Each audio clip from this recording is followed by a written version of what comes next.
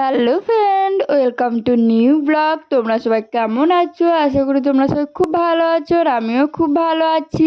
অনেক দিন পর দাদা এসেছিল, আর আমি ব্লগটা এখান থেকে শুরু করলাম। চলো দেখা যাক আজকে কি রান্না হচ্ছে। তো আমি চলে এসেছি। আজকে এইদিকে দেখো শাকটা কাটা ছিল, শাক ভাজা হবে। আর এইদিকে মশলাগুলো বাটা ছিল, মা সমস্ত মশলা বেটে রেখেছিল। আর এই দেখো এই হচ্ছে চিকেন হবে আজকে, দেশি মুরগির ঝোল। আর এখানে ছিল চিংড়ি মাছ ভাজা। তো এটা কি করবো আমার জানা নেই, চলো রান্নাঘরে যেয়ে দেখা যাক। তো এদিকে ভাত হয়েই গেছিলো। আর এই দেখো ঝিঙে দিয়ে আলু দিয়ে চিংড়ি মাছের তরকারি হয়েছে, আর করলা ভাজা, পটল ভাজা হয়েছিল। তো বাকি কী কী রান্না হয়েছে সেটা খাওয়ার সময় দেখা যাবে। এইদিকে দেখো বোনও কিন্তু স্নান হয়ে একদম ফ্রেশ হয়ে গেছে, একটু রেডি হয়ে যাচ্ছিলো, মানে একটু সাজগুজ করছিল। কোনো দিন মন যায় একটু সাজগুজ করি। তো যাই হোক, আর এইদিকে দেখো ঠাম্মি শুয়েছিল। ঠাম্মি সারাদিন শুয়েই থাকে, আর সারাদিন ধরে শুধু ঘুমোতেই থাকে। এই দেখো ঠাম্মি হচ্ছে যে শুয়েছিল। যাই হোক, তারপরে খাওয়া দাওয়া করতে চলে এসেছি।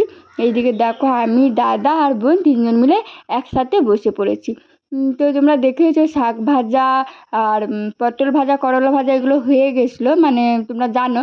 আর হয়েছিল আলু মাখা, হয়েছিল মাংসের দেশি মুরগির ঝোল, আর স্যালাড ছিল, ডাল ছিল, ঝিঙে আলু চিংড়ি মাছের তরকারি ছিল। সবগুলো দিয়ে খাওয়া গেছে। শেষে আমি খাচ্ছিলাম চিকেন দিয়ে।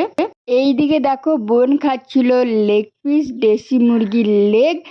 বোন করেছিল আজকে রান্নাটা কিন্তু ভীষণ সুন্দর হয়েছিল, আমার কিন্তু খুব ভালো লেগেছে। আর বোনের ওই পিসটা ছোট ছিল বলে হয়তো লেগ পিস বোঝা যাচ্ছে না। আর এইদিকে দেখো দাদা খাচ্ছিল।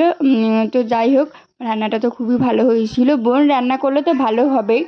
তারপরে খেলাম হচ্ছে আমার প্রিয় আম, এটা হচ্ছে বেগুন পুলি। এটা আমার ভীষণ প্রিয়। আমার আম প্রিয় বলতে বেগুন পুলি আর আম্রপলি, এই দুটো আম প্রিয়।